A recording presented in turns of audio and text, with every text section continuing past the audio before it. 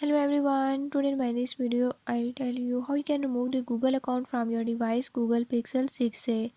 In this device Google Pixel 6a, if you're having any issue like you can't remove Google account or you can't add new account, so don't worry.